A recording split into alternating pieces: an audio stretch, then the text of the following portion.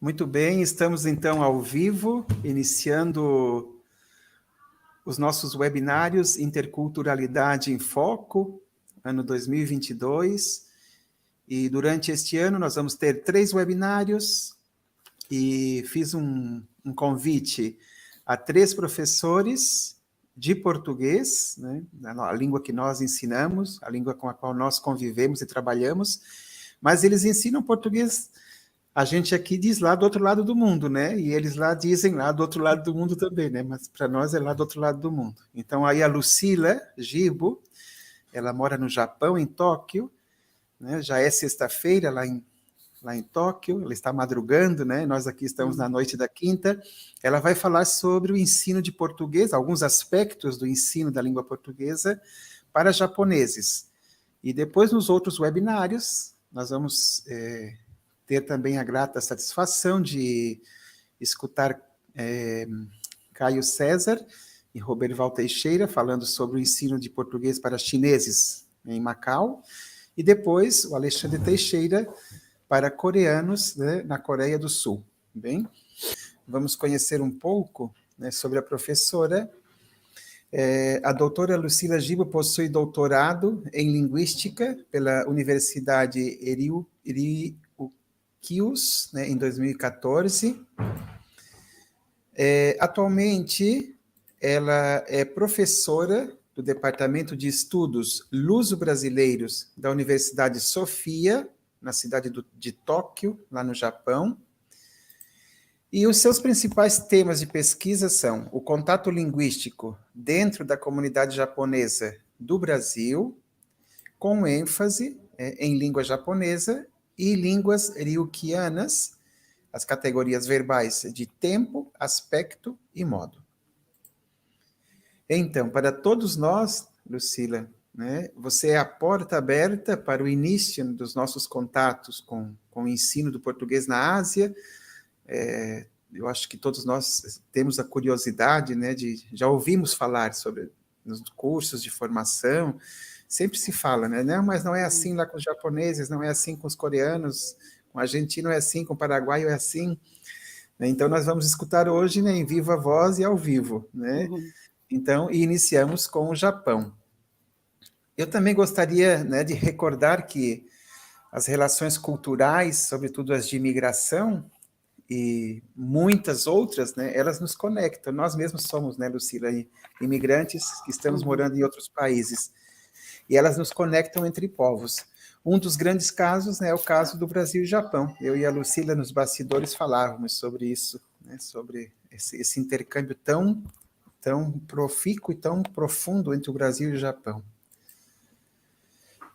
Então, doutora Lucila Gibo, o meu muito obrigado novamente por ter aceitado o desafio de nos levar a navegar por um universo que é ainda pouco debatido aqui entre nós, que ensinamos aqui na Argentina português a hispanofalantes, ou seja, português a falantes de uma língua que é próxima, que é vizinha e que é parente, né, linguisticamente falando. Recordar também, né, as pessoas que estão assistindo aí no YouTube, que as perguntas, elas deverão ser postadas no chat, ou no chat, né, aí do YouTube, e nós vamos depois projetar as perguntas, após a apresentação, que vai durar aproximadamente 1 hora, nós vamos projetar as perguntas para dialogar com a professora Lucila. E para receber o certificado, você deverá participar nos 3 ou dos 3 webinários e preencher o formulário que eu vou disponibilizar também no chat do YouTube. Recordando que dia 16 de junho, às 19h30, 1 horinha mais tarde, porque eles me pediram lá, parece que tinha mais horas ainda de diferença, bem, vai ser PLE na China com o Dr. Caio César e o Dr. Roberval. E no dia 25 de agosto, coloquem já na agenda, às 18 horas, PLE na Coreia com o mestre Alexandre Martins. Muito bem. Então, feito, né, isso, eu passo a palavra a você, Lucila, desejando um excelente webinário, um excelente encontro. Muito obrigado, né, por ter acordado cedo, por ter madrugado e estar aí com a gente. Obrigada, Richard. Bom dia para mim, né? Boa noite para vocês, boa tarde para quem estiver em outro país. Richard, eu quero agradecer pelo seu convite. É uma honra fazer parte desse projeto, né? E me conectar com todos vocês aqui. Eu não sei quantos aqui trabalham com ensino de português para falantes de japonês ou tem alguma experiência com o Japão ou com a língua japonesa, mas eu espero que a minha fala seja proveitosa de alguma forma. Tá? Hoje eu vou compartilhar algumas informações sobre a situação do português aqui no Japão, mostrar um pouco como é o perfil dos estudantes, né, a relação que eles têm com a língua e apresentar algumas dificuldades linguísticas no processo de aprendizagem. Como vocês sabem, o japonês é uma língua, eu imagino, né, que vocês saibam, o japonês é uma língua muito distante do português. Então, a interlíngua produzida pelo aluno japonês apresenta algumas peculiaridades que eu imagino sejam improváveis, né, na língua de um falante de uma língua próxima, como é o caso do espanhol. Eu vou apresentar algumas questões de interlíngua, vistas do lado de cá, né, de um ângulo diferente de vocês, né, que talvez estejam mais acostumados com problemas que provêm justamente da semelhança, né, entre as duas línguas. Eu espero que possa criar uma oportunidade de reflexão para todos nós aqui. Bom, primeiramente eu vou falar um pouco sobre a história do português aqui no Japão. Em linhas gerais, a história é dividida em 3 momentos. Tá? O primeiro se inicia lá em 1543 e é marcado pela presença de comerciantes e missionários jesuítas portugueses no período das grandes navegações. Um fato interessante é que os portugueses foram os primeiros ocidentais a pisar em solo japonês, e a língua portuguesa foi a primeira língua ocidental a entrar em contato direto com o japonês. Tá? E como fruto desse primeiro contato, né, entre as duas línguas, nós temos uma obra chamada Arte da Língua de Japão, Arte da Língua do Japão, né, que é um manual da gramática do português, compilado, da gramática do japonês, compilado em português por um padre português chamado João Rodrigues. Essa gramática é tida como a mais antiga do japonês, né, da língua japonesa. E nós temos também alguns empréstimos, né, linguísticos, algumas palavras que foram incorporadas ao léxico japonês e que são usadas até hoje. Tá? Aqui em amarelo, será que vocês conseguem identificar quais são as palavras do português que deram origem a essas em japonês? Bom, primeiro aqui, pan vem de pão, né? Botão vem de botão. Capa é capa de chuva. Copo é copo, né? E karuta vem de carta e é um jogo de cartas, né, japonês. A palavra castera dizem que vem de castela e é o bolo, é aquele bolo tipo pão de ló. E sabondama é bolha de sabão, tá? Vocês podem ver aqui que se perderam as nasais, né, as vogais nasais, porque vira pan, botan, né? Inseriu-se a vogal na coda silábica em karuta e castera, né? Inseriu-se uma vogal U e em castera o L vira R, né? Então, aconteceu dessa forma uma adaptação ao japonês, tá? Apesar de todo essa influência, né? Em 1639, né? Essa fase começa a chegar ao fim, né? Com a expulsão dos portugueses e de outros estrangeiros, né? Porque nesse ano inicia uma fase de isolamento do Japão, que por questões políticas se isolou do restante do mundo. Tá? E só depois, lá no século XIX, é que o país reabre as suas portas, e é quando as relações diplomáticas entre Portugal e Japão são restabelecidas. Né? Lisboa restabelece as relações diplomáticas com Tóquio, e nesse período, diplomatas e escritores, né, portugueses começaram a publicar estudos sobre o Japão. Nessa época, foi criado o primeiro curso universitário de língua e cultura japonesa, na Universidade de Estudos Estrangeiros de Tóquio, né? Isso foi em 1916. Um pouco antes, né, a imigração japonesa ao Brasil, 1908, né? Começou alguns anos antes, e a imigração teria sido o elemento propulsor, né, para criação desse curso, porque era necessário formar tradutores, né, de língua japonesa.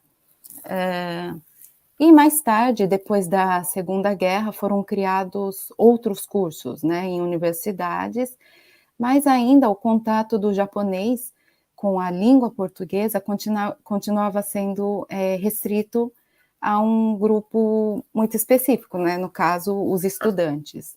Tá?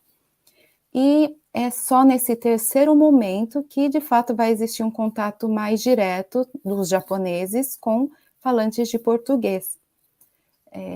O Richard comentou, né, vocês devem saber, no Brasil existe uma comunidade, né, muito grande de imigrantes japoneses. E no final da década de 80, início da década de 90, os japoneses e os filhos dos japoneses, né, os nipo-brasileiros, eles passaram a vir ao Japão para trabalhar. Já são mais de 30 anos, né, desde o início desse movimento migratório, e hoje em dia há muitos brasileiros morando aqui no Japão. Bom, vou falar um pouco dessa comunidade de brasileiros no Japão. Segundo estimativas do Ministério das Relações Exteriores, o Japão é o 5º país do mundo com maior número de brasileiros residentes. Tá? Isso significa que é um dos países onde mais se fala português brasileiro fora do Brasil. Tá? E, além disso, os brasileiros formam o 5º maior grupo, né, a 5ª maior comunidade de estrangeiros no país. O Japão é um país bastante fechado, né? Não é muito fácil conseguir um visto para morar no Japão, mas os brasileiros, né, os descendentes, têm mais facilidade para tirar um visto, porque existem alguns vistos específicos para cônjuges, filhos e netos de japoneses, né? Que são chamados de Nikkei, né, o descendente de japonês. Então, muitos conseguem o visto de permanência, têm família aqui, e assim vão se formando as comunidades, né? Os brasileiros, eles ficam mais concentrados nas áreas industriais, onde tem fábricas, né? Por exemplo, nas províncias de Aichi e Shizuoka, né? Tem uma grande comunidade. E tem também uma cidade chamada Oizumi, que fica na província de Gunma, onde os brasileiros correspondem a 56,7% da população de estrangeiros, né, e cerca de 10% da população total. Né, é um número bem grande. Por isso, Oizumi é conhecida como a Brazilian Town do Japão.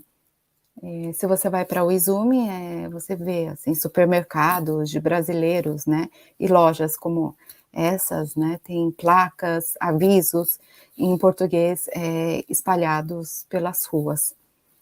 Aqui eu tenho a foto de uma placa, né, que foi enviada por uma aluna minha que mora nessa cidade, e a placa diz: saia da bicicleta, né, saia da bicicleta e ande, né. Ou seja, não ande pedalando, né? Desça da bicicleta e ande empurrando, né? No Japão é muito comum ter esse tipo de aviso, assim, por questão de segurança, né? Em alguns lugares não pode andar de bicicleta. E aqui, né? Saia da bicicleta. No português a gente diria desça da bicicleta, né? Descer e não sair, tá? Isso acontece porque houve uma influência do japonês, em que o mesmo verbo, que é o verbo oriru, pode ser usado para dizer tanto descer da bicicleta, quanto descer ou sair de um carro, né? É usado o mesmo verbo. Então, dessa forma, aconteceu a influência, e esse tipo de interferência pode acontecer não só na língua escrita, como também na língua falada, tá? Bom, falando um pouco mais desse contato, né, entre japonês e português, existe dentro da comunidade uma variedade linguística chamada decaceguês, né? O termo deriva da palavra dekasegi, em japonês, que literalmente significa sair para trabalhar e ganhar dinheiro, que em português costuma ser grafado dessa forma, né, com 2 S's, acento no E e G-U-I, né? Os brasileiros usam esse termo para se referir àqueles brasileiros, né, imigrantes que trabalham em fábricas, né? E juntando o sufixo eis, né, surge a palavra decaceguês, que é usada para denominar a língua falada pelos brasileiros que vivem nessas comunidades, tá? O decaceguês é um português caracterizado pelos empréstimos linguísticos de palavras do japonês, e principalmente palavras que estão relacionadas ao dia a dia do trabalhador, de quem trabalha em fábricas. Por exemplo, essas palavras aqui em amarelo, né? Zangyo é hora extra, yasumi é folga, kyuke é um intervalo para descanso, kensa é inspeção de um produto, yakin é um trabalho no período noturno, hirukin é um trabalho no período vespertino, teide é um horário estabelecido, ou seja, a pessoa vai trabalhar sem fazer hora extra. Bento é a marmita e tantosha é o encarregado, né? Tem outras também, tá? Essas palavras são alguns exemplos, né? Comuns no decaceguês. Esse trecho embaixo é uma publicação feita por um brasileiro em uma comunidade do Facebook, tá? Tá assim: olá pessoal, hisashiburi. Quanto tempo? Gomen, desculpa por ter ficado todo esse tempo sem publicar. Eu estava muito isogashi, que é ocupado no meu trabalho, fazendo muito zangyo, né, hora extra, e não tive tempo no meu yasumi, na minha folga, tá? Então, o decaceguês é uma língua do trabalhador, né, imigrante, que tem o português como língua materna, né? Ele preserva a sua identidade brasileira e, ao mesmo tempo, é influenciado pelo japonês, tá? Agora, no caso das crianças, né, já é um pouco diferente. Crianças nascidas no Japão é um pouco diferente. Muitas aprendem o português, né, em casa, como língua de herança, tá? Aqui, algumas crianças nunca estiveram no Brasil, mas crescem como perfeitos falantes nativos de português. Tem aqueles que frequentam as escolas japonesas e então aprendem o japonês e se tornam bilíngues, e tem ainda outros que acabam deixando de usar o português, né? E com o aumento do número de crianças brasileiras que têm dificuldade no aprendizado do português, por estarem sob influência da língua japonesa, o ensino do português como língua de herança é uma questão que tem sido discutida de uns anos para cá, tá? Tem projetos, acontecem vários eventos relacionados ao ensino de PLH aqui no Japão. Por exemplo, esse pôster, né, é de um simpósio que tem acontecido anualmente, né? Esse é do ano passado, se não me engano, já tiveram a 4ª edição. Aliás, ano passado teve a 4ª edição, se não me engano, e É isso, né, PLH não é o nosso tema principal de hoje, mas eu deixo aqui a informação, porque eu imagino que alguns aqui possam se interessar. Bom, falando assim, né, da comunidade, acho que deve dar a impressão de que os brasileiros estão por toda parte, que os japoneses estão acostumados a ouvir o português por aí. Mas, na realidade, não, né, não. Fora dessas regiões em que vivem os brasileiros, dificilmente um japonês vai ter contato com a língua e, por isso pode-se dizer que o português é uma língua, não é uma língua muito conhecida por aqui, tá. Eu mesma, né, já tive várias vezes a experiência de me perguntarem, né, quando eu estou falando com algum brasileiro, me perguntarem: que língua é essa, né, que você fala, né? É uma língua pouco conhecida aqui. Eu fiz uma pequena enquete com os alunos, né, que ingressaram no curso de português da universidade nesse ano de 2022, para poder mostrar alguns números, né, concretos na apresentação de hoje. Vejam, eu perguntei: onde foi a primeira vez que você ouviu o português? De 32 alunos, 21 responderam que foi na aula da universidade, ou seja, o primeiro português que eles ouviram foi o meu, foi o da professora, foi o meu português, né. 5 responderam que assistiram a uma entrevista de um jogador de futebol na TV, tá. Às vezes passa, alguma coisa na televisão, né, mas, não é sempre. E, por acaso, esse ano, nós temos um aluno, brasileiro, né, na verdade, filho de brasileiros, nascido e criado aqui no Japão, que aprendeu o português como língua de herança, aprendeu português em casa, por isso tem aqui, família, né, uma pessoa ouviu português na família. E, apesar de ser cada vez mais comum, casos assim, né, de filhos de brasileiros ingressarem na universidade, a maioria dos alunos ainda diz nunca ter ouvido o português antes de entrar na universidade, né. E mesmo os que dizem ter ouvido antes, né, como vocês podem ver aqui, não é um contato direto e nem frequente, né, alguma coisa é uma vez e outra, né, tá, então não dá para dizer que eles conhecem muito da língua antes de entrar no curso. E eu perguntei também: "Você tem conhecimento sobre a comunidade brasileira no Japão?", tá.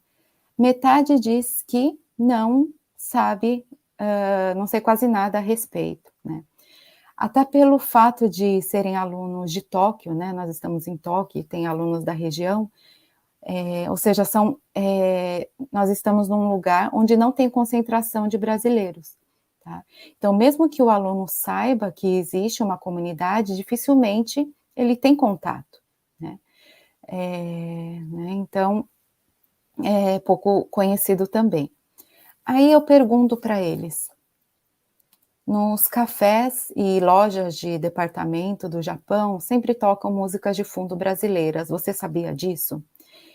Isso é muito comum mesmo, né, por exemplo, você vai num café, no Starbucks, tá sempre tocando uma bossa nova, uma música brasileira, né.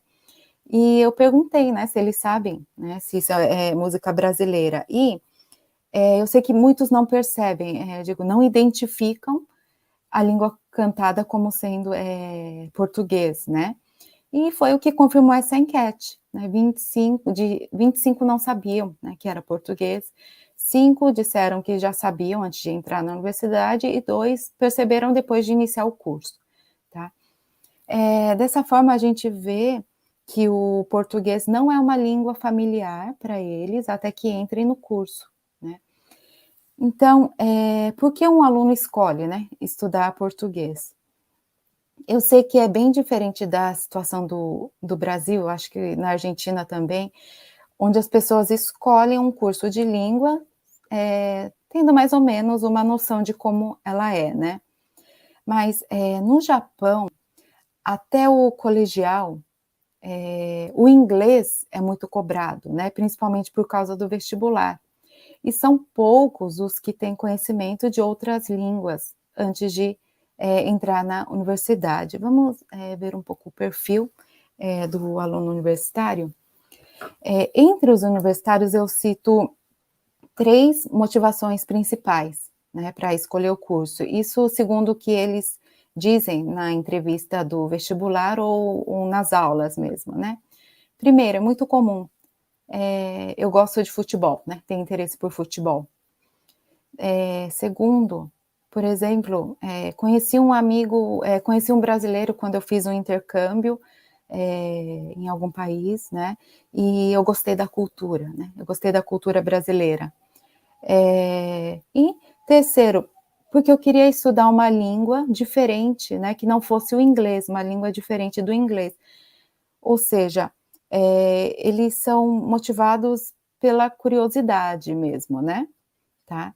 E, isso significa que, de maneira geral, os alunos não optam, pelo curso pensando em um dia no futuro usar no trabalho. E tem um fator para isso, né, na verdade é um fator social, da educação no Japão também, a gente pode dizer. No Japão, os alunos decidem a área profissional que querem seguir só depois de entrar na universidade. Mais ou menos, quando eles estão no 3º ano, começam a participar de seminários sobre carreiras, e eles passam por um processo de busca por um emprego, é chamado de Shushoku Katsudo, e é na empresa, né, depois de entrar, que eles vão ser profissionalizados. Então, digamos assim, que o aluno tem a liberdade de escolher o curso sem precisar pensar se depois vai ou não aplicar no trabalho, né. Essa realidade social influencia na estruturação dos currículos das universidades, que é o que eu vou explicar agora. Bom, nas universidades, os cursos de português são oferecidos de 2 formas, né. Uma delas é como opção de uma segunda língua estrangeira, ou seja, o aluno escolhe ter aulas de português como uma língua adicional, uma língua a mais, além do inglês, né, por isso uma segunda língua estrangeira. Nesse caso, ele vai ter aulas de 1 ou 2 vezes por semana, e na maioria o aluno fica no básico ou chega até o nível intermediário. A outra forma é fazer o curso de especialização em português, né, que são aqueles cursos com duração de 4 anos, o que seria parecido com o curso de letras do Brasil. A diferença é que os cursos aqui, geralmente são estruturados para formar alunos que vão ter a proficiência em português apenas como um diferencial, e não necessariamente a habilidade principal, tá. Por isso, o foco dos cursos, né, o foco não está apenas na língua, no ensino da língua, né. Na Universidade Sofia, por exemplo, o aluno tem as aulas de língua e o que nós chamamos de estudos de área, né, que seriam aulas de, por exemplo, história, política, economia, né, dos países lusófonos, tá. Obviamente, a língua passa a ser o instrumento de trabalho para aqueles que entram em alguma empresa que tenha relação com o Brasil ou Portugal, mas o aluno tem a possibilidade de atuar na área que quiser, né, já que, como eu falei, a profissionalização acontece só depois de entrar na empresa, tá. Aqui estão as 6 universidades que têm o curso de especialização em língua portuguesa, tá. A Universidade de Estudos Estrangeiros de Tóquio, né, que foi aquela primeira criada, né, em 1916, tem a Universidade Sofia, Universidade de Estudos Estrangeiros de Kyoto, Universidade de Osaka, Universidade de Tendi e a Universidade Kanda de Estudos Internacionais, né. Todas elas estão em áreas onde não há muitos brasileiros, né, então, muitas vezes o contato do aluno com a língua fica restrito à sala de aula, tá. Bom, sabendo de tudo isso, eu coletei alguns comentários dos alunos sobre as impressões que eles tiveram em relação ao português, isso mais ou menos depois de 3 semanas, né, de terem passado 3 semanas do início das aulas na universidade. E é interessante ver que eles têm o inglês como parâmetro para comparação, né. O inglês é a língua que eles mais conhecem, né, até entrar no curso.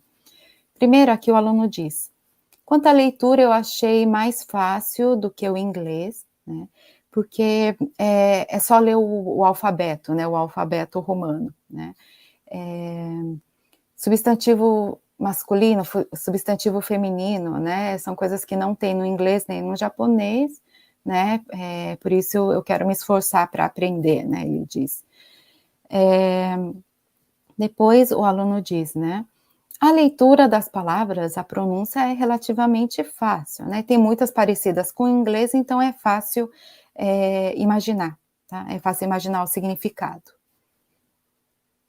Aqui, a distinção entre masculino e feminino, né, é mais difícil do que no inglês, né. E como nós aprendemos o inglês antes, né, dá uma sensação de que é ainda mais difícil, né, ele diz. As flexões verbais, né, dão muito trabalho, mas é divertido, tá. Tem palavras que parecem com a do inglês, mas a gramática é muito diferente, né. O som da língua é fascinante, assim, fascinante como o de uma música, tá.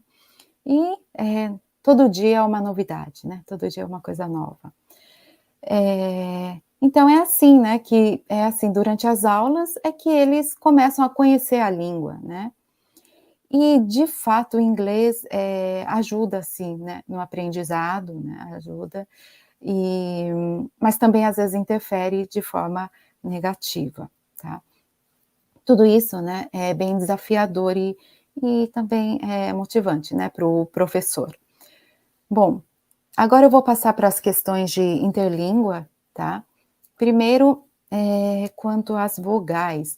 O sistema fonético, fonológico da língua japonesa é muito mais simplificado do que o português, tá. Enquanto no português do Brasil nós temos 7 vogais orais e 5 nasais, no japonês são apenas as 5 vogais orais, né, a, e, I, O, U, né, como no espanhol, né. Então isso significa que não tem, as vogais abertas, e, I, O, não tem as vogais nasais. E se o professor não chamar a atenção do aluno, ele provavelmente não vai perceber a diferença de pronúncia entre as palavras, como avô e avó, seu e céu, mal e mão, né.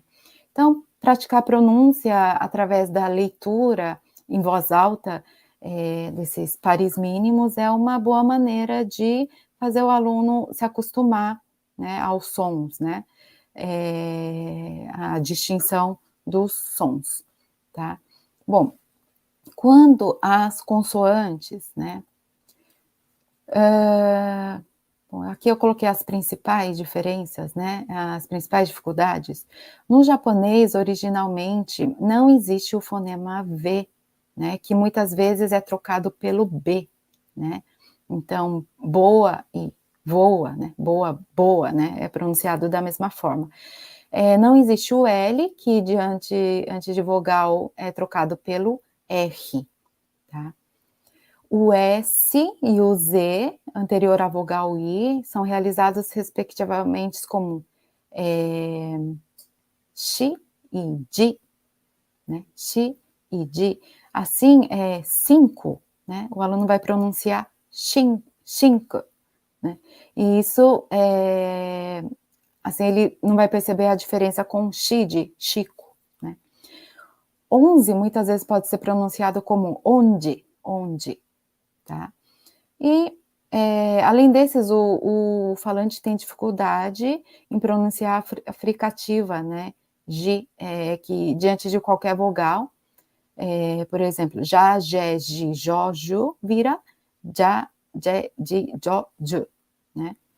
Sendo assim, apenas só de ouvir o aluno não distingue as palavras, né, azia, que vira adia, agia, né, o verbo agia, que também vira adia, né, não consegue diferenciar esses 2 do adia, do verbo adiar, tá? O aluno pode também não perceber a diferença entre ru e fu, né? Ruga e fuga, e pronunciar ambos como fuga, fuga, que é um som do japonês, né? Que é um som fricativo menos forte do que o nosso fu, tá? Então fica fuga, tá?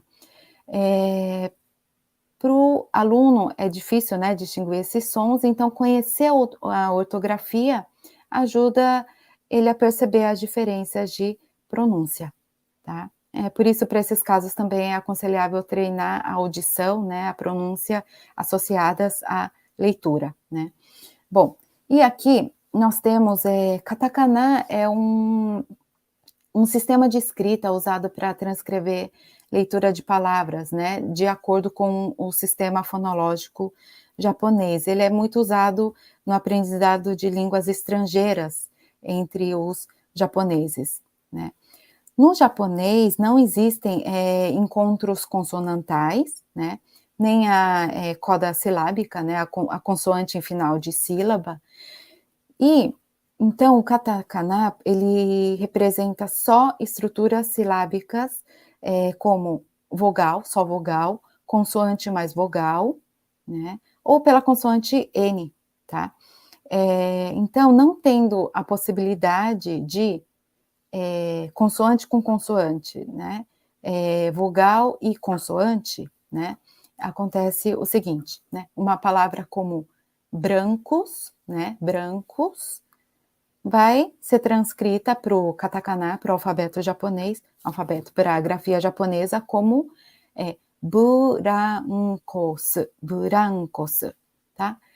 Aqui tem outros exemplos, né? Brasil vira Brasil, Portugal, Portugal, amigos, amigos, crianças vira crianças. Por isso, no início da aprendizagem, é muito importante fazer o aluno repetir a pronúncia do professor e dizer para ele não usar o katakana, tá? Tem uma coisa interessante também, que é o ritmo da língua. No japonês, todas as sílabas, né, cada som tem o mesmo tamanho, tá? Por exemplo, Brasil, cada uma tem a gente fala mora, né, que é o tempo da sílaba.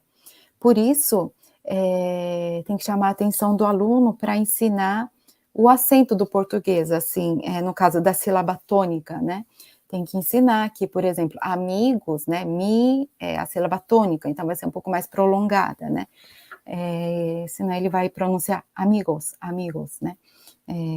Bom, é uma característica do digamos assim, do sotaque japonês, tá? Aqui agora passando para a gramática, né? O aluno japonês, no geral, tem boa capacidade de memorização, né? Isso eu acredito que seja pela prática que eles têm, né, de memorizar todos aqueles ideogramas, né? Eles têm boa capacidade de memorização e também facilidade para entender a gramática, né?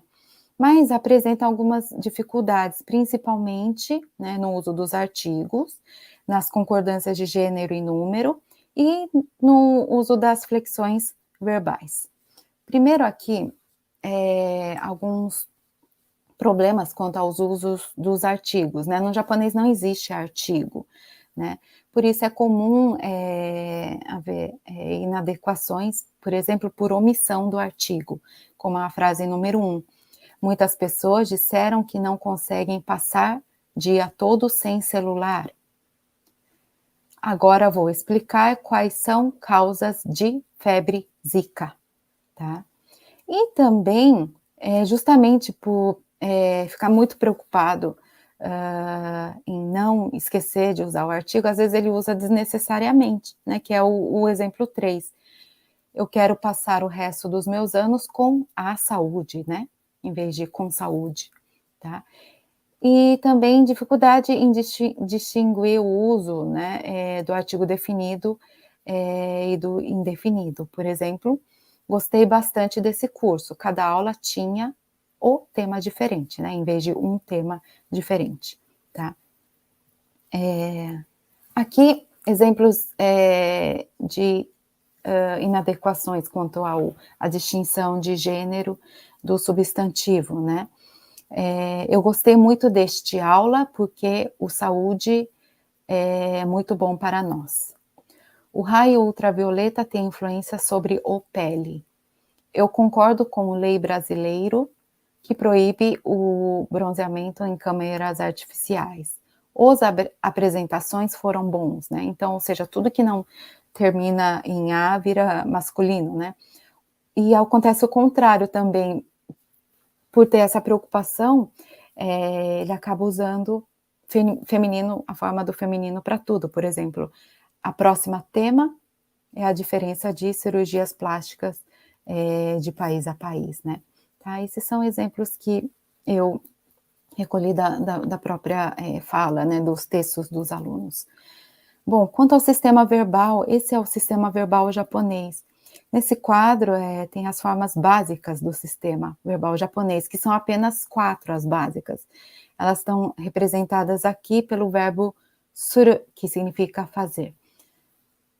Falando bem resumidamente, né, não existe no japonês distinção entre tempo presente e futuro. Existe apenas passado e não passado, tá? A distinção entre o aspecto perfectivo e o imperfectivo não é tão estrita quanto no português, né? Então, uma das maiores dificuldades do aluno é entender a diferença entre pretérito perfeito e imperfeito, né? Se não a maior dificuldade, né? E principalmente com verbos que não designam ação, né? Eu vou mostrar alguns exemplos depois, porque na língua japonesa não tem diferenciação de aspecto quando o verbo não é verbo de ação, tá? Além disso, como eu coloquei aqui em amarelo, no japonês não tem distinção de pessoa e número, né? Essas formas são usadas para qualquer pessoa e para qualquer número e para qualquer pessoa. E também não existe subjuntivo, né? Não existe subjuntivo. Então, imaginem como é difícil para o japonês ter que memorizar, entender todas as formas do português, tá? Aqui um exemplo de questões, né, relacionadas ao aspecto verbal, tá? Exemplo 10, era a primeira vez que eu apresentei em português, né? Em vez de foi a primeira vez. Número 11, no abril ou maio, dizer minha opinião no português foi muita dificuldade, né? Ele quis dizer, lá em abril era muito difícil, né? Tá? Isso acontece porque no japonês, para ambos os casos, vão ser usadas a mesma forma, né? Que na verdade é uma forma do equivalente ao perfeito, né? Pretérito perfeito. Na frase 11, eu não soube que banana tem efeito para dor de cabeça, né? Não sabia que banana tinha efeito para dor de cabeça. Isso acontece porque no japonês, né, essa parte em vermelho está escrito aru, ele é equivalente ao tem, né? Então é a forma do não passado, né? Não tem efeito. E eu não sabia é equivalente à forma do eu não soube, né? Que é o perfectivo no negativo, né? Por isso o aluno usou dessa forma, tá? E, bom, próximo. Isso também é muito interessante, é uma peculiaridade que eu vejo principalmente na produção escrita dos alunos, né, na redação, eles têm uma estratégia de tradução. No japonês, tem palavras compostas que são formadas pela junção de 2 ou mais ideogramas, né? São os chamados jukugo, tá? Que são essas palavras em amarelo, tem um ideograma, e o aluno faz uma tradução literal dessas palavras, né? Por exemplo, a primeira palavra é tainai doke, que significa relógio biológico, tá? O primeiro ideograma, né, a primeira letrinha, ela significa corpo. A segunda significa dentro, e as duas últimas, né, significam relógio. Assim, o aluno diz relógio dentro do corpo, para falar do relógio biológico, né? Seikatsu shukanbyou são doenças causadas pelos maus hábitos, como colesterol, diabetes, né, obesidade, etc.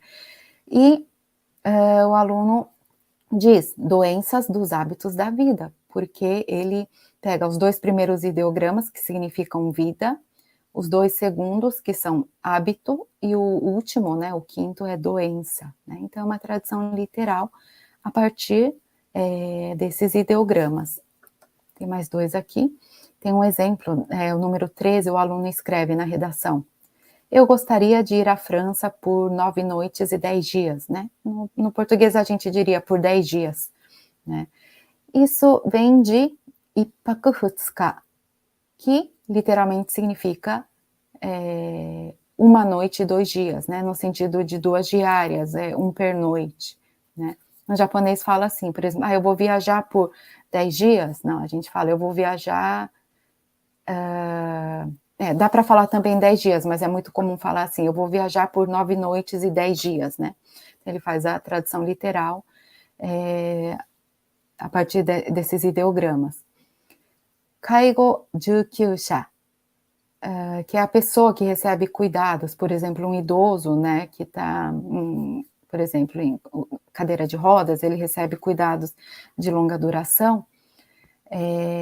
O aluno disse receptor de cuidados, né? Porque os 2 primeiros ideogramas significam cuidados e os 3 últimos, né, receptor, né? Ele produziu a frase: o corpo do receptor de cuidados, né? O corpo da pessoa que recebe os cuidados deve ser levantado várias vezes ao dia, como trocar de roupa, ir ao banheiro e ajudar no banho. É muito difícil fazer sem saber fazer, tá?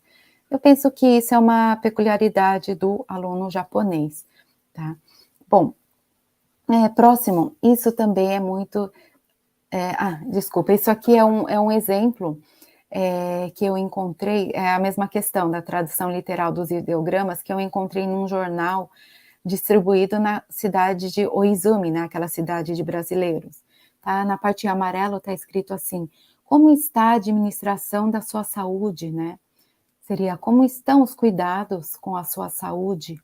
Tá? Isso vem da tradução da palavra Kenko Kandi, que tem os ideogramas saúde mais administração.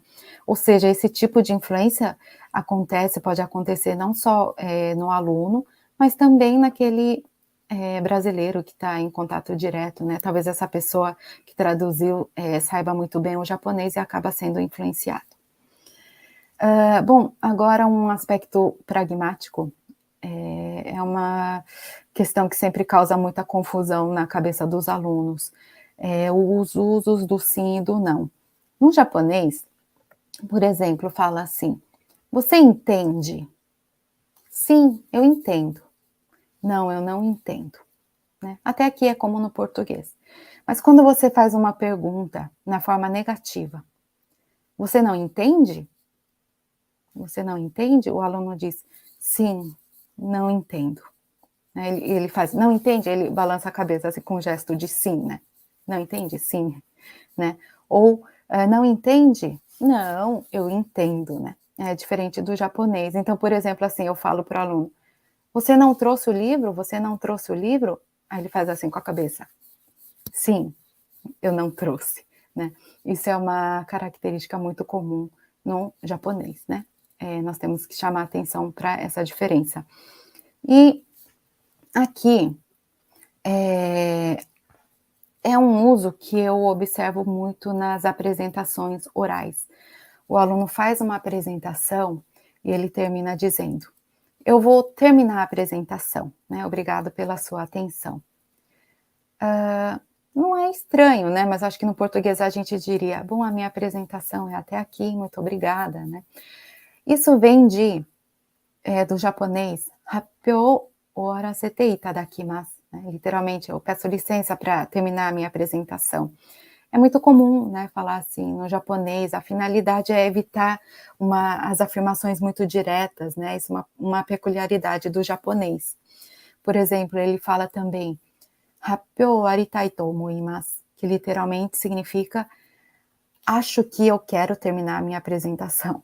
Não é que ele ache, né, ele tem certeza de que quer, mas ele fala: "Acho que eu quero terminar a minha apresentação". Isso é uma forma de, não ser muito direto na fala, né. Por essa influência, o aluno tem a tendência de usar excessivamente o acho que, né. Isso é questionado também no ensino de inglês, né, no inglês é a mesma coisa, né, para tudo é acho que, I think, né. É muito comum isso na língua do japonês, tá. E a gente tem que ensinar, né, que no português, não é muito comum falar dessa forma, tá. Próximo aqui é uma peculiaridade, quanto à escrita de e-mails. Esse modelo aqui é um modelo, é um padrão japonês para se escrever e-mails, por exemplo, e-mails formais e-mail comercial, e-mail de trabalho, né. E bem nessa fase os alunos, né, estão fazendo aquele processo para procurar emprego, então eles aprendem todas essas regras, que seriam, por exemplo, tem no corpo da mensagem você precisa escrever o nome do destinatário com a filiação e o cargo, né, por exemplo, senhor tal da empresa tal, né, senhor presidente da empresa tal, né.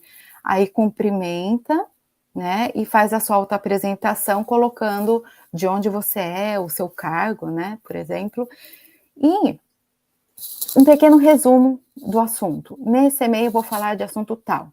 Aí finalmente vem o conteúdo principal, no final o agradecimento e algumas expressões de consideração, que são assim, por exemplo: "Ah, eu sei que você está muito ocupado, mas, aguardo a sua resposta, né, desculpa incomodar", algo assim. E lá embaixo a assinatura com todos os dados do, remetente, né. E aqui eu tenho um e-mail que eu recebi de uma aluna, já faz um tempinho, mas olha, segue muito esse padrão japonês. "Prezada professora Gibo", né, primeiro ela me chama pelo sobrenome, né. "Boa noite, desculpe enviar a mensagem tarde", né, ela está considerando, né, o meu horário, né. "Eu sou fulana, né, estudante da Universidade Sofia, no departamento de estudos luso-brasileiros, do grau 3, né, seria do terceiro ano. Estou assistindo ao curso de português avançado, C1, e sou do grupo 6, né. Nesse dia eu pedi que eles me mandassem o tema que iam tratar, que o grupo ia apresentar, né. Bom, considerando que ela é uma aluna que eu via sempre, ela acho que não precisava, né, se apresentar com tantos detalhes. E ela põe um resumo do que vai falar aqui. "Eu mando e-mail sobre o tema da apresentação do grupo 6. E aqui o principal: nós gostaríamos de tratar sobre os distúrbios, do sono, por exemplo, insônia. Então queríamos que você confirmasse esse artigo do jornal, por favor. Obrigado por sua ajuda, lembranças, né. Desculpa o incômodo quando está ocupada", tá. E embaixo ela coloca todos os dados, né. É bom, né, um e-mail bem educado, né, mas dependendo da situação, acho que é importante ensinar, né, que não mesmo em e-mails mais formais, o brasileiro costuma ser um pouco mais direto, né. Bom, por fim, eu vou mostrar, um vídeo que eu gravei com um aluno, e aqui são algumas peculiaridades que vocês vão perceber na fala dele, né. Isso é muito comum entre os japoneses, né, os usos do verbo fazer. No japonês, para falar assim, enviar uma mensagem, eles falam "meru suru", que literalmente é fazer mensagem. Telefonar é fazer telefone, né, literalmente fazer telefone. E ele fala dessa forma, comigo. E a distinção entre os verbos ser e estar, tá. Acontece em várias situações, mas tem um exemplo muito comum, para dizer assim, por exemplo: quando eu estava no ensino médio, quando eu estava na escola. Eles fazem uma, tradução literal tradução do japonês e dizem assim: "Quando eu era, ensino médio", né, tá. Ele vai falar dessa forma, tá. Eu vou mostrar agora, a entrevista com o aluno.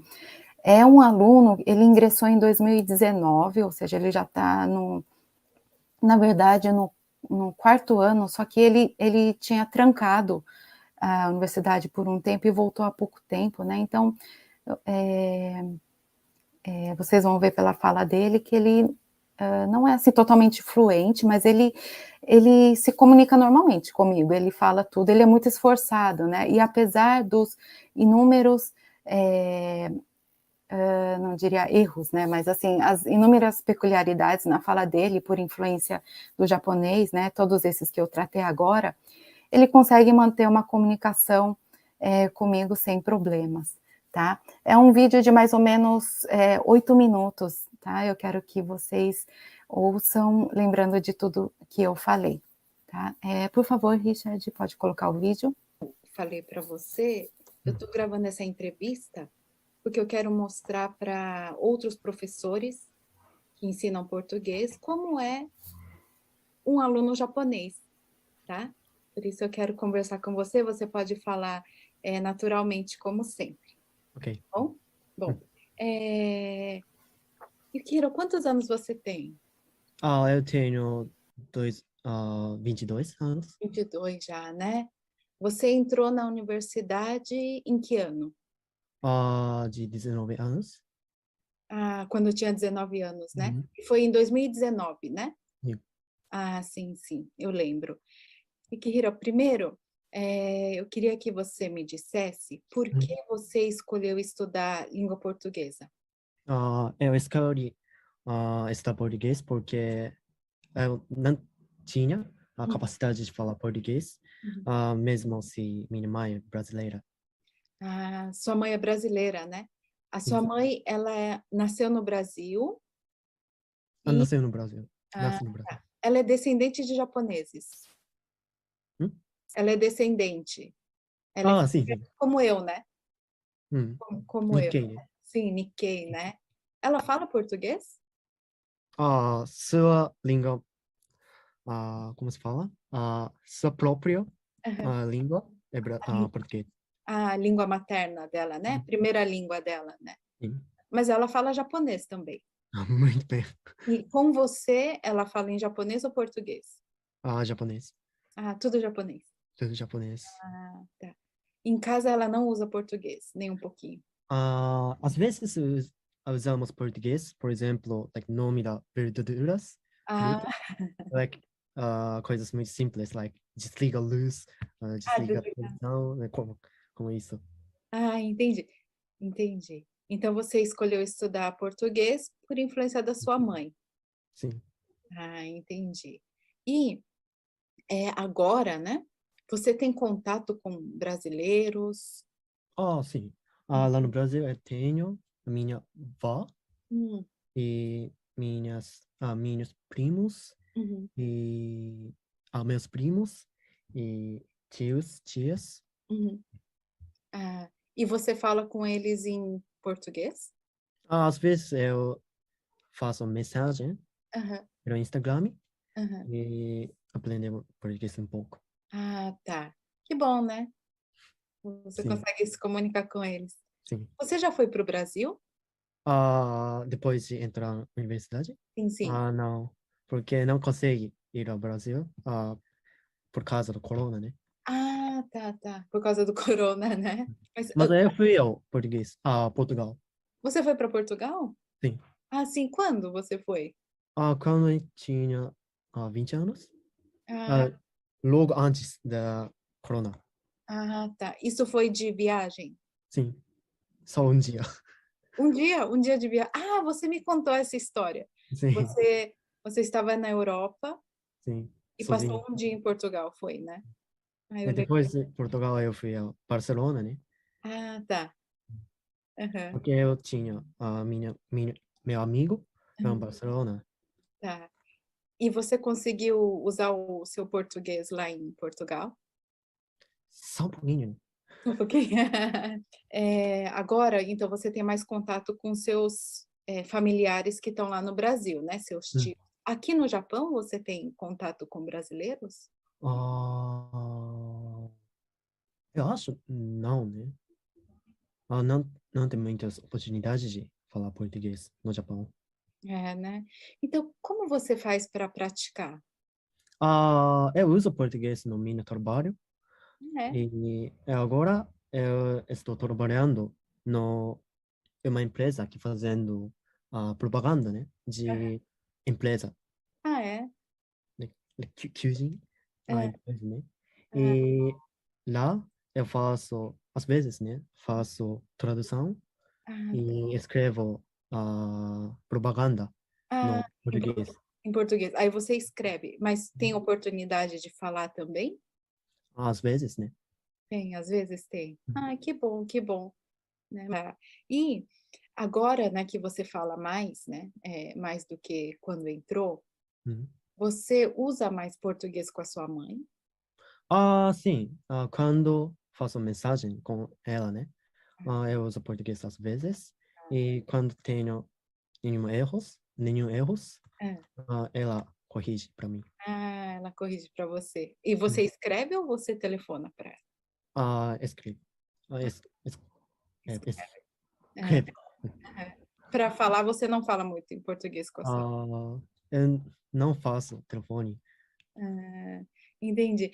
Mikihiro, agora eu tenho uma pergunta para você sobre estudar português, né? Estudando português, lembra lá no comecinho, quando você começou a aprender, Hum. tá? Você achou difícil? Você achou fácil?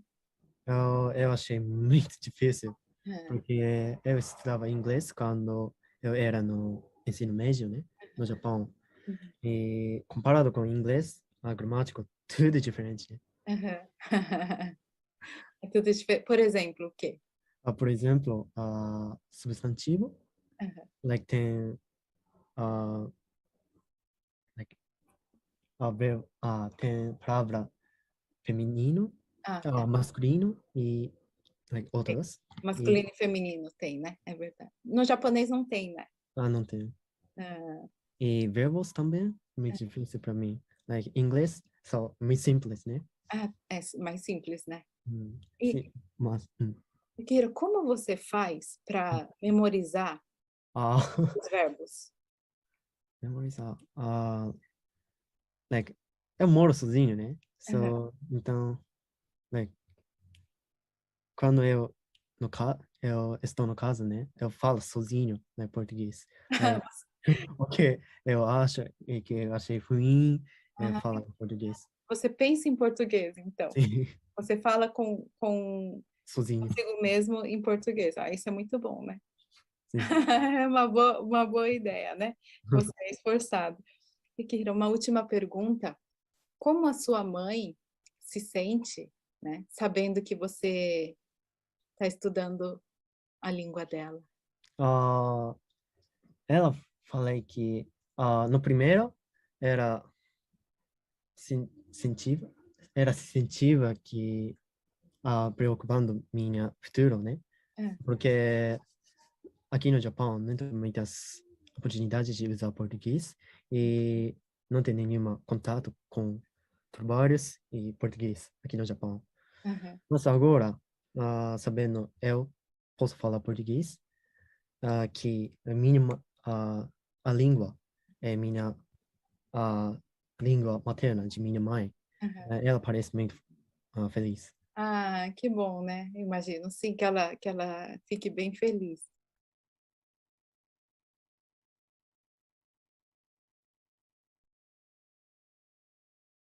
Tá? A minha apresentação é até aqui. Não sei se o Richard volta. Isso, obrigada, Richard. Eu acho que eu não te ouço. Aí já coloquei o agora. som. Ah, tá. E eu tenho que tirar o slide? Isso. Aí. Ok. Sim. Ótimo. Aqui finalizamos. Uhum. Passei um pouquinho só. Não tem problema, Deu está tempo. ótimo, né? Os comentários são todos realmente enriquecedores e essa gravação no final realmente um protocolo gravado, na verdade, né? Que dá pé também para muita pesquisa e e lança ideias também de a gente fazer isso com os nossos estudantes, né?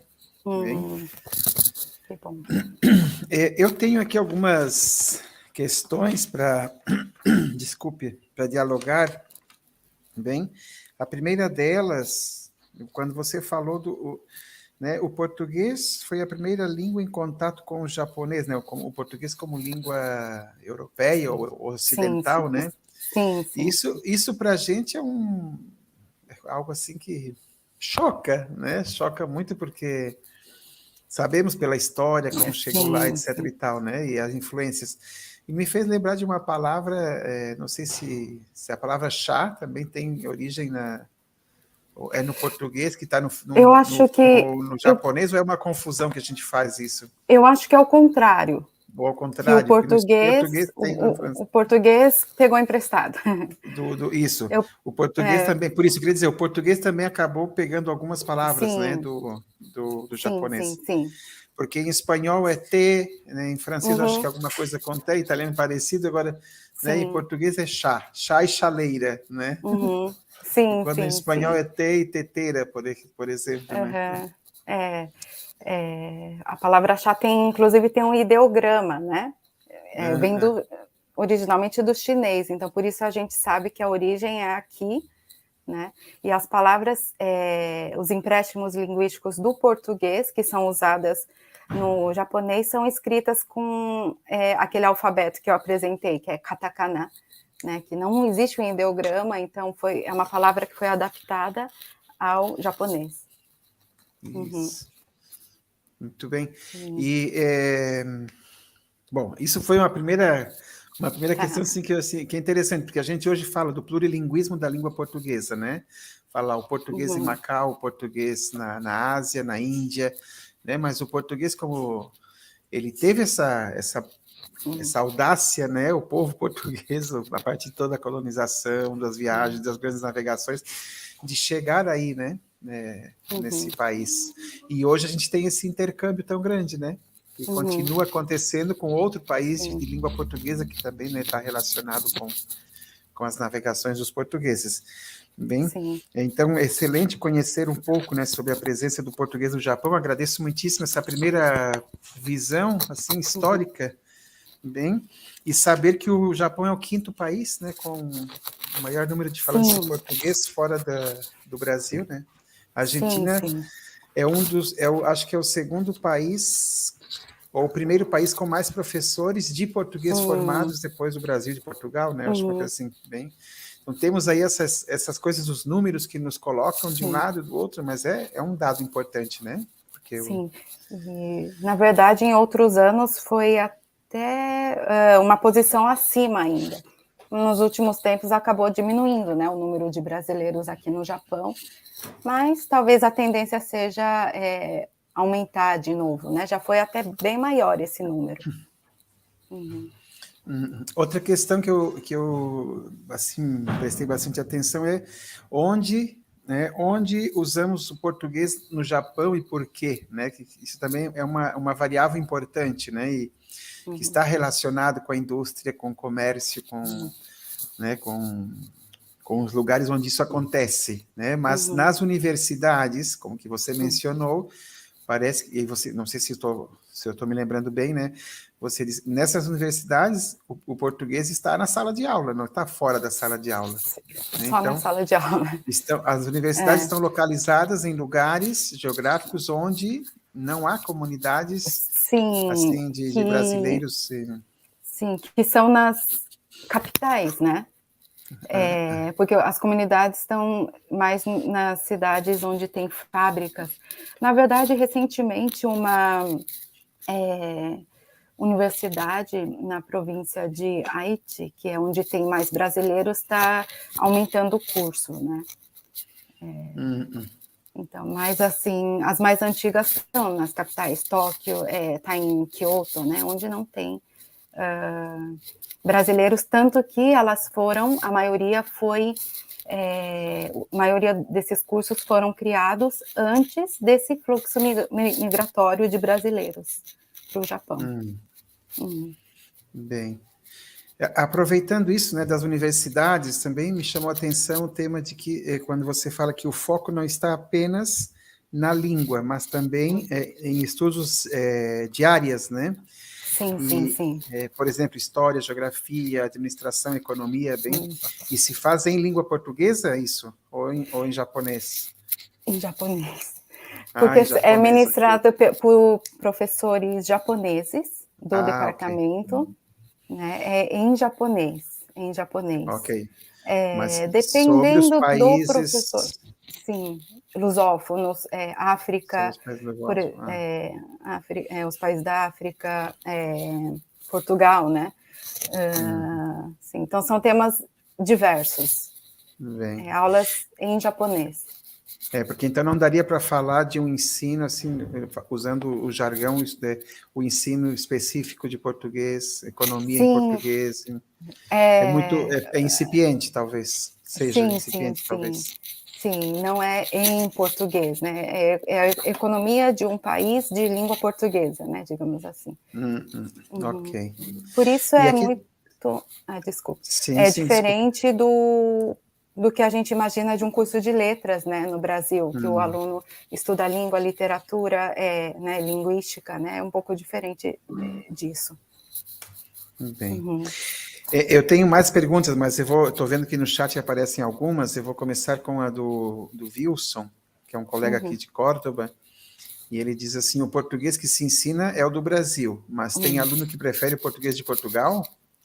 Sim, na verdade, na maioria... se ensina o português do Brasil, simplesmente porque tem mais professores brasileiros do que portugueses, né? Essa é uma das, acho que é o principal fator, né? Porque o interesse por Portugal é tão grande quanto pelo Brasil, né? É o mesmo. Nós temos também professores portugueses e professores japoneses que falam o português europeu. Tá? Então, na Sofia, apesar de nós usarmos um material de português brasileiro, tem professores que são falantes de português europeu e tem uma tendência relacionada ao intercâmbio.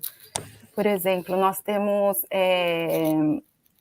6, se não me engano, são várias universidades, né, para o aluno fazer intercâmbio, tem parceria, e a mesma quantidade, tanto Brasil quanto Portugal. E de uns anos para cá, os alunos têm preferido ir para Portugal, por questões de segurança, né? Tem os pais japoneses preferem que o aluno, que o filho vá para Portugal, e por esse motivo, os alunos têm não preferido, eles têm tido mais interesse pelo português de Portugal, né, do que antes. Tá. Bem. Aqui temos um comentário também da Vânia, diz muito orgulho da nossa língua ser a primeira a ter esse contato com o Japão, muito legal. E temos aqui uma pergunta que está relacionada a Karina Matalia, que é aqui de Villa Maria, uma cidade aqui perto de onde eu moro, na Argentina, e diz, tem aulas de opção de português no nível inicial ou está na universidade apenas, né? Eu poderia complementar. O ensino do português, ele é circunscrito ao nível superior ou também há nas escolas? Nas escolas, não, mas tem cursos de idiomas, né? Para adultos, tem. Não são muito comuns, mas tem, né? Agora, nas escolas, isso também é um fato interessante, porque outras línguas, você consegue encontrar aulas de opção em escola. Eu tenho alunos que fizeram francês durante o colegial, né? E o português ainda não pode se dizer que é uma aula de opção, né? Nas cidades onde tem brasileiros, eu acho que a tendência é criar essas aulas, mas ainda não. Tá? Não sei se era essa a pergunta, né? Isso. Eu quero aproveitar porque eu fiz um comentário aí também que quando você falou sobre o inglês, eu coloquei, o inglês é a língua ponte para aprender português, no caso da maioria dos seus alunos, né? Porque o Sim, inglês, a gente, pelo menos é uma representação que nós temos, o japonês fala japonês, mas quase sempre sabe o inglês, né? Bem, uhum, não sei se pode ser generalizado sim, isso, mas há essa representação. Uma didática integrada das línguas ajudaria, né, a capitalizar o uso dos conhecimentos prévios numa pedagogia integrada do ensino das línguas e não numa pedagogia da separação das línguas, né? Cada sim, língua no sim, seu sim. compartimento estancada, né? E Uhum, agora você uhum. acrescenta também o francês, né, como outro Por idioma. exemplo, Esses idiomas com certeza apoiam, né? isso, apoiam no sentido de, porque, por exemplo, o japonês realmente, a estrutura da frase é totalmente diferente do português, então ajuda no sentido de o aluno não estranha tanto. Então, por exemplo, seja o inglês ou uma língua românica, ele sabe, os verbos têm variação de pessoa, existe artigo, existe. Então, é uma forma de diminuir o impacto do aluno, né? E como tinha no comentário dos alunos, até mesmo as palavras, né? Tem muitas palavras parecidas e isso facilita, sim, o aprendizado. Uhum. Muito bem. Alguém fala sobre. Aqui tem uma pergunta que diz da Marina, diz assim: os japoneses têm bolsas, bolsas de estudo para conhecer o Brasil e Portugal? E eu também tinha notado uma, né? Eu tinha até falado com você antes, quando a gente começou a conversar.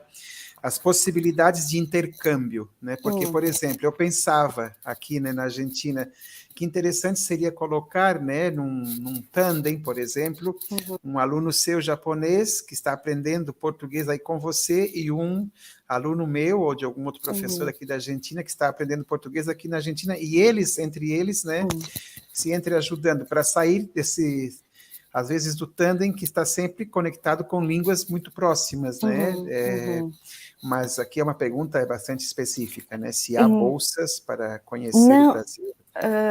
Não há bolsa de estudo, não. Geralmente, os alunos vão por conta, né? Para fazer um intercâmbio. Porque a universidade japonesa, mesmo as públicas, elas não são totalmente gratuitas, né? Então, por exemplo, o aluno que faz intercâmbio, ele vai pagar a mensalidade aqui e cursar a universidade japonesa, ou vai totalmente por conta própria, né? Sem vínculo com a universidade. Agora, a bolsa de estudos para conhecer, eu nunca ouvi falar. Nunca Talvez ouvi. para conhecer ou para estudar, né? Isso. Geralmente é o próprio aluno que tem que bancar. Bancar. Bem, a Vânia pergunta, né, Lucila, você sentiu uma atitude negativa com relação aos estudos da língua portuguesa de um modo geral ou não? Seria por parte dos alunos, será? Eu acho que é por parte dos alunos. Para ser sincera, sempre tem. Tem alunos que não se adaptam, até mesmo por aquelas razões que eu falei, eles chegam sem conhecer nada. Então, seria uma atitude negativa, porque acha muito difícil, né? Isso sim, né? Sempre tem, todos os anos tem, né? Mas, no geral, acho que a atitude dos alunos é bem positiva. Sim. Bem.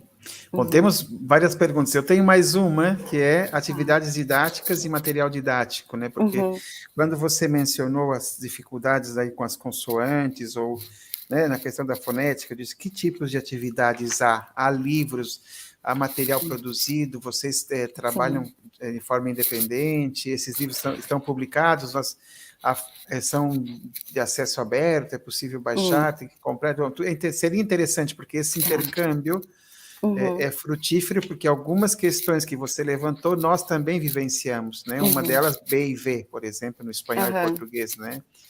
A outra, o próprio, né, o fonema J, né, que às vezes, em algumas variações do espanhol, passa a ser X, né? Então, em lugar de falar já fala chá, né? Uhum. E também temos certos Sim, pares binários que, semelhanças.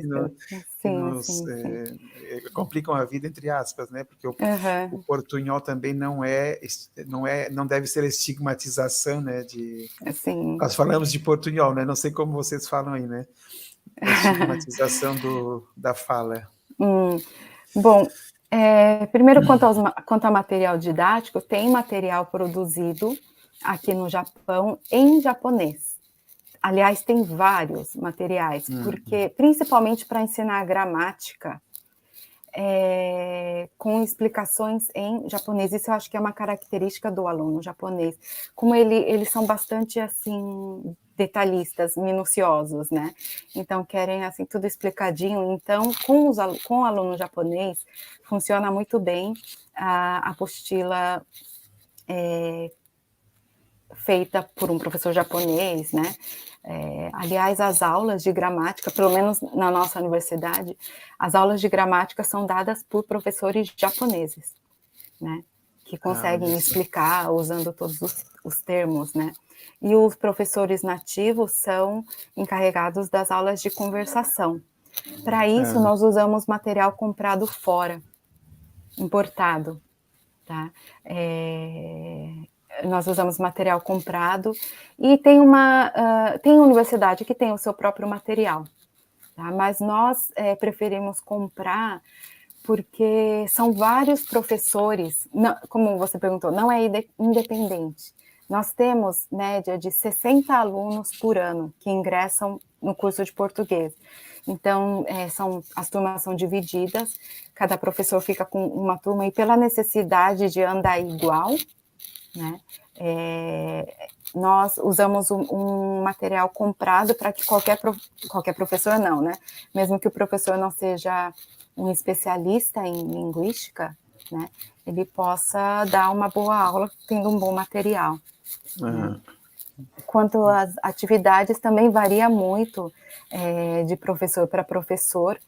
Eu insisto muito em repetição durante a aula, eu faço eles repetirem muito, e eu acho que funciona muito bem essa turma. Eu sempre dou aula, pego a turma nova, né, e em 3 semanas, um mês, assim, eles já estão lendo todas as palavras, né, mas tem que fazer repetir muito, São estratégias, Sim, estratégias estratégias. Cognitivas, né, que você vai... E como eu falei, sempre associar, no início, associar a grafia, né, a ortografia, porque só de ouvir o aluno não vai perceber a diferença, né. Muito diferente do nosso caso, onde a imagem gráfica, né, do português e do espanhol, ela é muito acessível. Atrapalha. Né? Entendi. Mais que atrapalha, ela ajuda, né? Ajuda porque ela é acessível, né? Entendi. Aqui a Rosa também diz, né, há lugares para se formar os professores. Eu também tinha feito uma pergunta, né?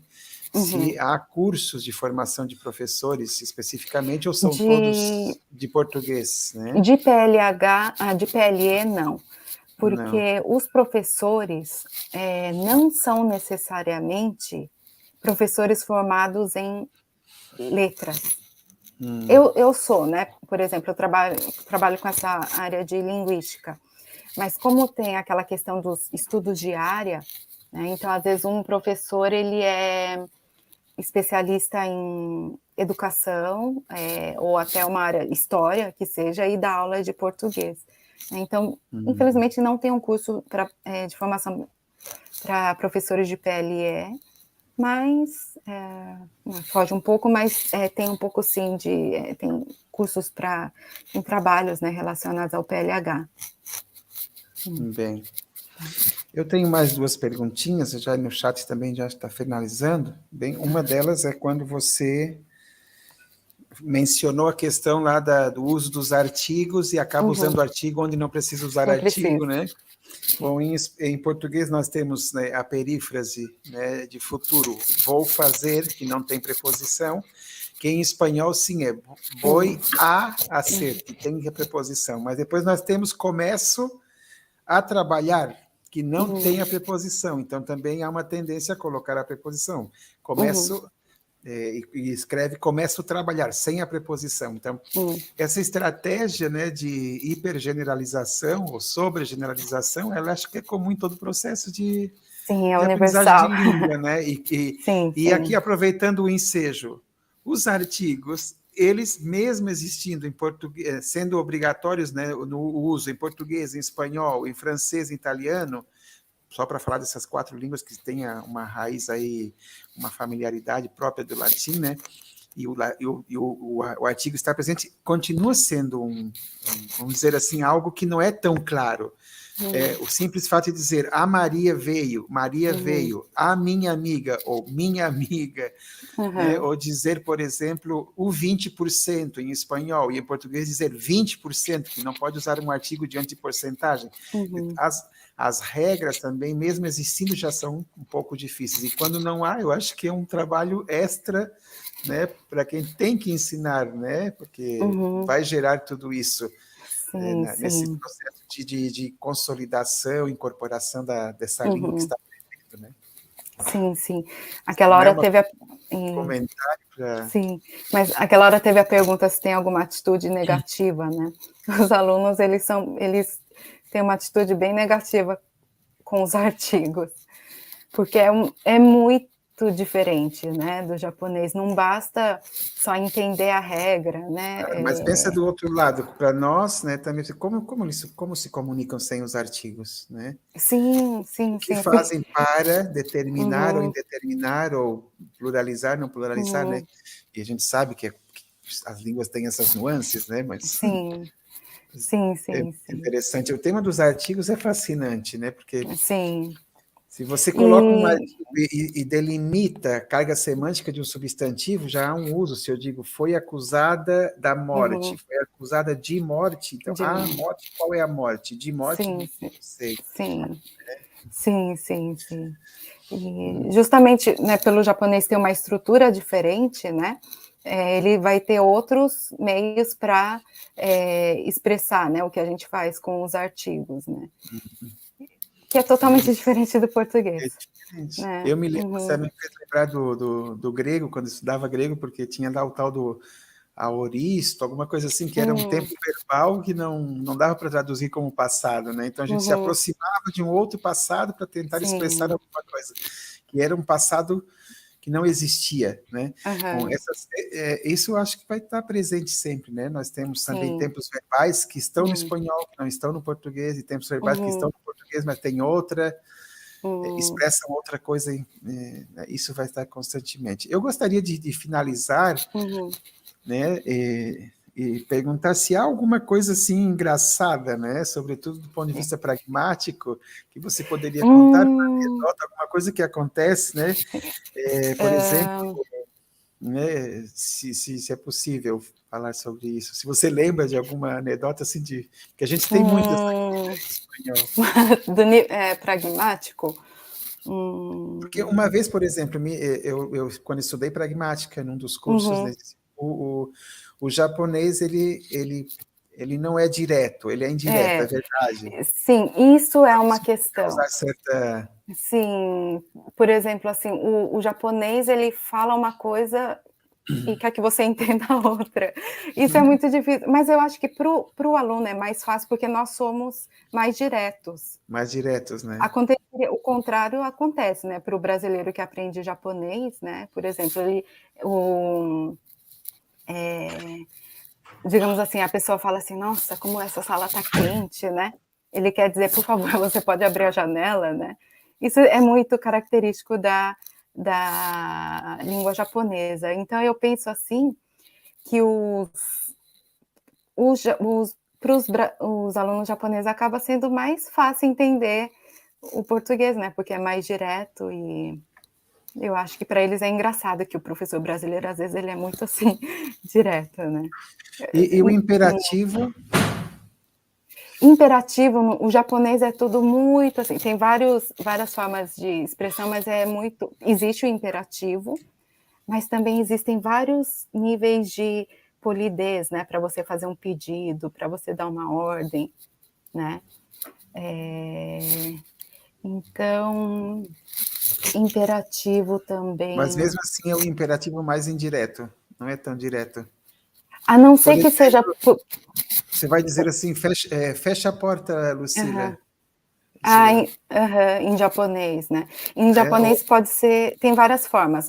A mãe vai falar para o filho, fecha a porta, é como no português. Isso. Mas se você vai falar assim para um amigo, você pode fechar para mim, né? Tem essa forma, fecha para mim.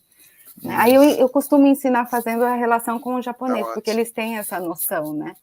Então tá bem. Nos mais achegados a gente acaba usando o imperativo mais tranquilamente. E tem esses acessórios, por exemplo, se você diz para mim, parece que fica um imperativo menos direto, né? Assim, tá. Bom, Karina também diz que ficou muito apaixonada pelas diferenças entre o japonês e o português, e a temática do feminino e masculino também é muito interessante.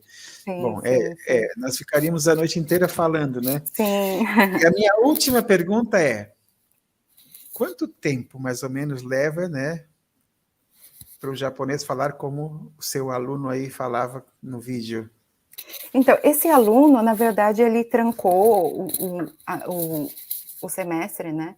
Mas, assim, 2 anos ele chegou àquele nível. Apesar de ele ser filho de brasileira, ele não tem o português como língua de herança, né? Então, é como os outros alunos. Então, mais ou menos 2 anos. Varia muito de pessoa para pessoa, né? Mas mesmo sem fazer intercâmbio, o aluno, 2 anos, não sei se isso é muito ou se é pouco, mas ele consegue se comunicar. E são sistemáticos para estudar, sim, assim, estudam, sistematizam, fazem as tarefas, tudo isso sim. E sim, como ele às vezes, nossa, nas aulas, ele continua nas minhas aulas, ele fala coisas muito profundas, sabe? E que nesse vídeo não teve, mas assim, mesmo com a interlíngua, ele consegue se comunicar bem, então eu acho que isso que é importante, né? Ótimo. Bom, vamos ficando por aqui, né? Acho um frutífero webinário, um início, um pontapé, né? Para a gente ir conhecendo mais essa realidade do português lá no outro lado do mundo, né? Aí já é sexta-feira, já amanheceu, já saiu o sol. Sim, aqui está a noite. Muito bem, eu agradeço muitíssimo, Lucila, né, a sua disposição, o seu carinho, a sua forma de ser, bem, e bom, oxalá a gente possa continuar intercambiando, né, informações e consolidar os vínculos. Bem, agradeço a todas as pessoas que estão aí, nós tivemos mais ou menos 30 pessoas assistindo online, o importante é que fica gravado também, muitas vão ver depois, né, e esse material, ele serve para não só para esse momento, mas para a posteridade. Esse é o objetivo dos webinários. E a interculturalidade apareceu aí, esteve em foco. Muitíssimo obrigado. Eu que agradeço. E as portas da nossa universidade também estão abertas, né? Quando você puder vir, né? Aqui estamos. Sim. Igualmente, muito obrigada, Richard, e a todos que me ouviram.